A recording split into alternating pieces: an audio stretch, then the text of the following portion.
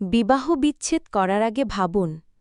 তালাক কেন হচ্ছে জানার জন্য গত ৯ মাস ধরে ২৪৫ জন তালাকপ্রাপ্ত পুরুষ ও মহিলার সাথে কথা বলেছি কেন তালাক হল এর ৭২% তালাক হয়েছে ভুল বুঝাবুঝি একে অপরকে অসম্মান করা আর ১৮% তালাকের কারণ পরকীয়া ১০% তালাক স্ত্রীর উচ্চবিলাসিতার কারণে ৭৮% তালাক হয়েছে মেয়ের কারণে ২২% পুরুষের দোষে মজার বিষয় হল ৯২% তালাকপ্রাপ্ত মহিলা পুরুষ তালাকের পরে অনুতপ্ত তারা বলছে সিদ্ধান্তটি ভুল ছিল তালাকপ্রাপ্ত ৮৯% মেয়েদের আর বিয়ে হচ্ছে না ০৪% মেয়ে বিয়ের প্রতি অনীহা ০৭% মেয়ে পথভ্রষ্টা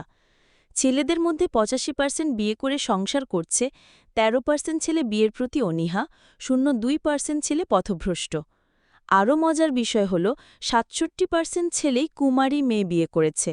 আর মেয়েরা কুমার ছেলে পেয়েছে ০০১% আমি তালাকের বিরুদ্ধে তাই এই জরিপ করেছি যারা দাম্পত্য জীবন নিয়ে হতাশ তাদের পরামর্শকের কাজ করতে চাই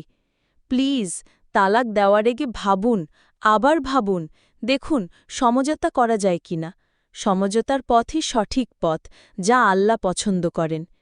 দ্বিতীয় বিয়ের পরে ১২% মেয়েরও আবারও তালাক হয়েছে